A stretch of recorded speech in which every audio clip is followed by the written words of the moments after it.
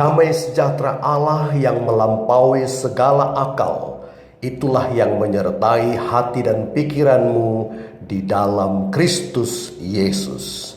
Amin. Shalom saudara-saudari yang terkasih, selamat berjumpa di dalam sharing khotbah Minggu 8 November tahun 2020. Tema kita hari ini adalah tanggung jawab orang Kristen dalam politik yang diambil dari 1 Timotius pasal 2 ayat 1 sampai 7 yang nanti akan kita baca di dalam pembahasan khotbah. Nah, kita tahu bahwa Allah menciptakan kita dari berbagai suku, bangsa, dan negara. Sebagai warga negara Indonesia yang baik, kita memiliki hak dan kewajiban dalam berbagai hal, termasuk dalam bidang politik yang diatur dalam undang-undang negara kita. Karena itu, setiap warga negara Indonesia, termasuk kita orang Kristen, kita memiliki tanggung jawab kepada bangsa dan negara kita dari sisi politik. Nah, politik itu sendiri secara sederhana berarti segala aktivitas yang terkait dengan jalannya roda pemerintahan yang dilakukan oleh pemilik kekuasaan, baik itu eksekutif, legislatif, dan yudikatif yang mempengaruhi sendi-sendi kehidupan warga negara. Nah, untuk itu dalam khotbah kita kali ini kita akan membahas 4 tanggung jawab politik orang Kristen. Nah, mari kita mulai dengan tanggung jawab politik orang Kristen yang pertama yang terdapat di dalam ayatnya yang ke-1 sampai 2 yang berbunyi, pertama-tama aku menasihatkan, naikkanlah permohonan, doa syafaat dan ucapan syukur untuk semua orang, untuk raja-raja dan untuk semua pembesar, agar kita dapat hidup tenang dan tenteram dalam segala kesalehan dan kehormatan. Nah, dari 2 ayat tersebut kita bisa menyimpulkan tanggung jawab politik orang Kristen yang pertama adalah berdoa untuk bangsa dan pemimpin kita.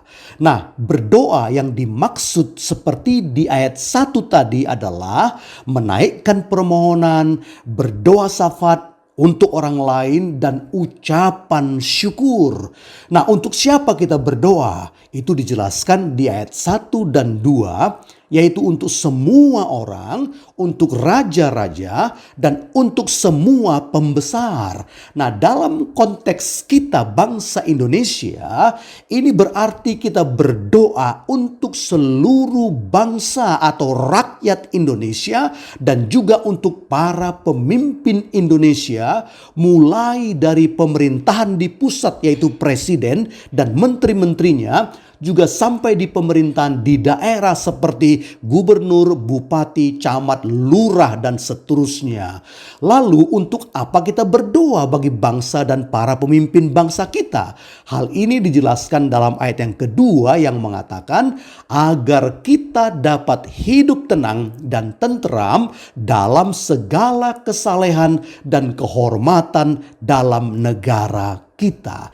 Nah, tujuan kita berdoa untuk bangsa dan para pemimpin kita adalah agar tercipta ketenangan dan ketenteraman di tengah-tengah bangsa kita.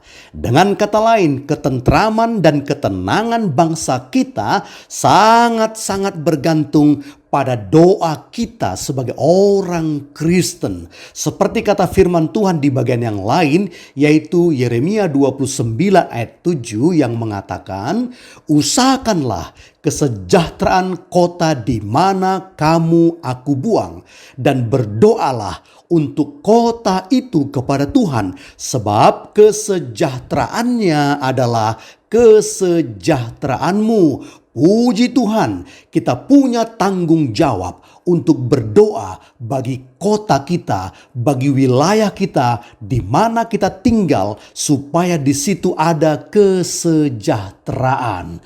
Nah, karena itu, mari kita berdoa, yaitu menaikkan permohonan, bersafaat, dan menaikkan syukur untuk seluruh bangsa dan pemimpin-pemimpin kita, agar secara politik mereka bisa menjaga menjalankan roda pemerintahan yang bisa membawa ketenangan dan ketentraman bagi seluruh bangsa kita seperti yang dinyatakan oleh Tuhan. Karena itu, mari kita sebagai orang Kristen mengambil tanggung jawab politik untuk berdoa bagi bangsa dan para pemimpin bangsa kita. Itulah tanggung jawab politik orang Kristen yang pertama. Nah, sekarang mari kita lihat tanggung jawab politik orang Kristen yang kedua yang terdapat pada ayatnya yang ketiga sampai 4 yang berbunyi, itulah yang baik dan yang berkenan kepada Allah Juru Selamat kita, yang menghendaki supaya semua orang diselamatkan dan memperoleh pengetahuan akan kebenaran. Nah, dari ayat itu kita bisa melihat bahwa ketika kita berdoa untuk bangsa dan pemimpin bangsa kita, hal itu sangat berkenan kepada Allah. Allah memandang itu sebagai sesuatu yang baik. Namun bukan hanya sampai di situ. Di ayat yang keempat, Tuhan menyatakan bahwa Dia menghendaki supaya semua orang diselamatkan, termasuk bangsa dan rakyat kita Indonesia. Nah, dari situ kita bisa melihat Tuhan ingin agar orang Kristen melanjutkan tanggung jawabnya, bukan hanya berdoa bagi bangsa dan pemimpin kita atau berdoa bagi ketenangan dan ketentraman bangsa kita, tapi Tuhan ingin agar kita juga memiliki tanggung jawab politik yang kedua, yaitu berdoa untuk keselamatan bangsa kita. Artinya orang Kristen tidak cukup hanya berdoa untuk bangsa dan pemimpin kita, tidak cukup hanya berdoa untuk ketenangan dan ketentraman bangsa kita, tapi kita juga harus berdoa lebih dalam untuk keselamatan bangsa kita. Dengan kata lain, kita harus berdoa agar bangsa Indonesia menjadi bangsa yang percaya kepada Yesus dan mengalami keselamatan seperti yang dikehendaki oleh Allah.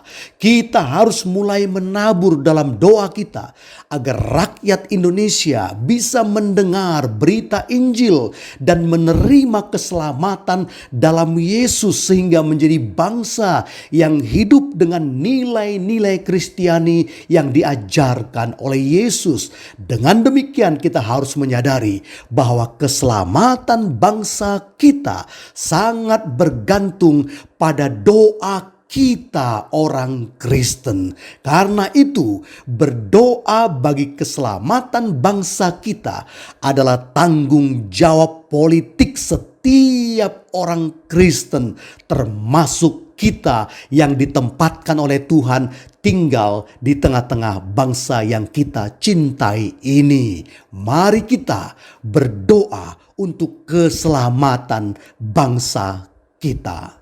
Nah, sekarang mari kita lihat tanggung jawab politik orang Kristen yang ketiga yang terdapat di dalam ayatnya yang ke-5 sampai 6 yang berbunyi, karena Allah itu Esa dan Esa pula Dia yang menjadi pengantara antara Allah dan manusia, yaitu manusia Kristus Yesus yang telah menyerahkan dirinya sebagai tebusan bagi semua manusia.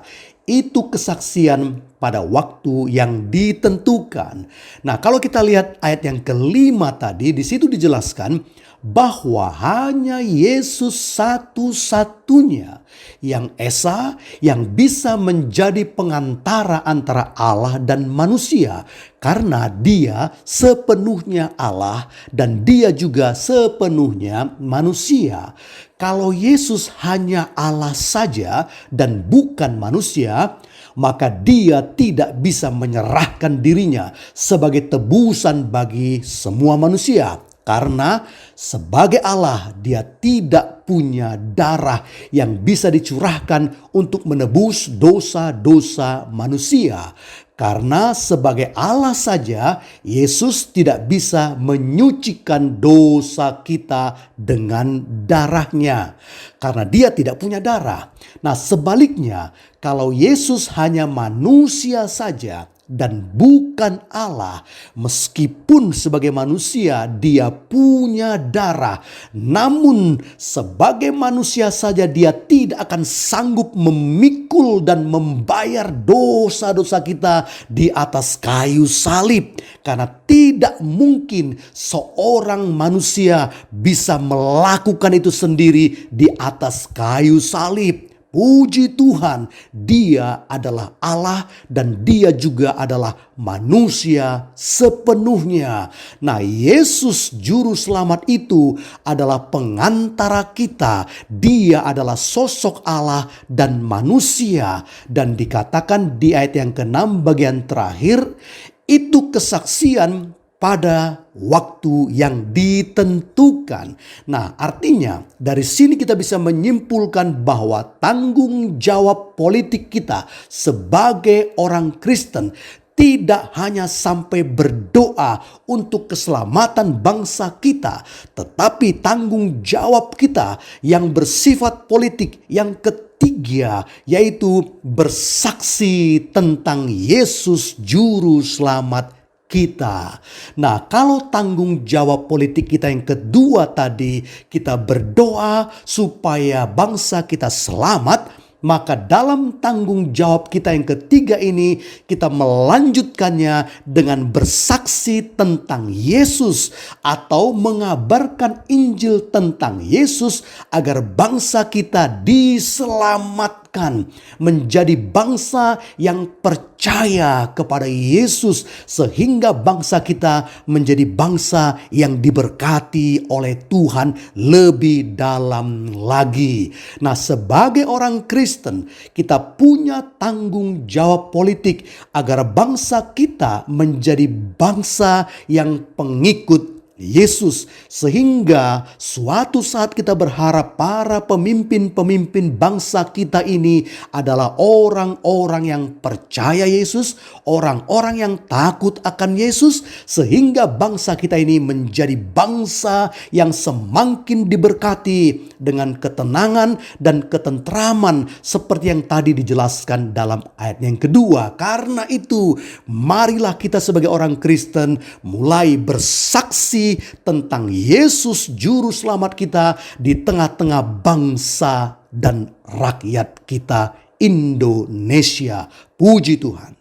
Nah, sekarang mari kita lihat bagian yang terakhir, yaitu tanggung jawab politik orang Kristen yang keempat, yang terdapat pada ayat yang ke-7 yang berkata, "Untuk kesaksian itulah aku telah ditetapkan sebagai pemberita dan rasul. Yang kukatakan ini benar, aku tidak berdusta, dan sebagai pengajar orang-orang bukan Yahudi dalam iman dan kebenaran." Nah, di ayat yang ke-7 itu, Paulus mengatakan, aku telah ditetapkan sebagai pemberita, sebagai rasul, dan sebagai pengajar. Nah, dari sini kita bisa melihat Paulus menggunakan seluruh posisi dan jabatan yang dimilikinya, yaitu sebagai pemberita, sebagai rasul, dan sebagai pengajar, untuk melayani bangsa-bangsa bukan Yahudi agar mereka bisa bertumbuh dalam iman dan kebenaran. Nah, dari sini kita bisa menyimpulkan tanggung jawab politik orang Kristen yang keempat adalah berbakti untuk pertumbuhan rohani bangsa kita. Nah, sebagaimana Paulus telah berbakti melalui seluruh posisi dan jabatan yang dimilikinya untuk bangsa-bangsa yang bukan Yahudi, maka kita pun harus berbakti kepada bangsa kita Indonesia melalui seluruh posisi dan jabatan yang kita miliki agar mereka bisa bertumbuh secara rohani dalam iman dan kebenaran. Nah, kalau kita adalah seorang pendeta atau seorang pekerja di sebuah gereja, maka marilah kita berbakti untuk umat Tuhan di gereja itu agar mereka bisa bertumbuh secara rohani dalam iman dan kebenaran. Kalau kita adalah seorang guru di sebuah sekolah, maka marilah kita berbakti untuk para siswa dan para guru yang lain agar mereka bisa bertumbuh secara rohani dalam iman dan kebenaran. Apapun posisi dan jabatan kita sebagai orang Kristen, kita harus berbakti untuk bangsa kita ini agar mereka bisa bertumbuh secara rohani dalam iman dan kebenaran. Dengan demikian, jika bangsa kita bisa bertumbuh secara rohani dalam iman dan kebenaran, maka bangsa kita ini akan menjadi bangsa yang diberkati oleh Tuhan dan menjadi bangsa yang memberkati bangsa-bangsa yang lain. Nah, puji Tuhan, marilah kita melakukan tanggung jawab politik kita, yaitu tanggung jawab yang terkait dengan bangsa dan pemerintahan kita, dengan rakyat dan pemimpin-pemimpin kita yang memiliki kekuasaan memerintah. Mari kita bertanggung jawab secara politik untuk pertama, berdoa untuk bangsa dan pemimpin kita. Kedua, berdoa untuk keselamatan bangsa kita. Ketiga, bersaksi tentang Yesus Juru Selamat kita. Dan yang keempat, berbakti untuk pertumbuhan rohani bangsa kita. Puji Tuhan, kiranya firman Tuhan ini menjadi berkat bagi kita semuanya. Di dalam nama Tuhan Yesus. Amin.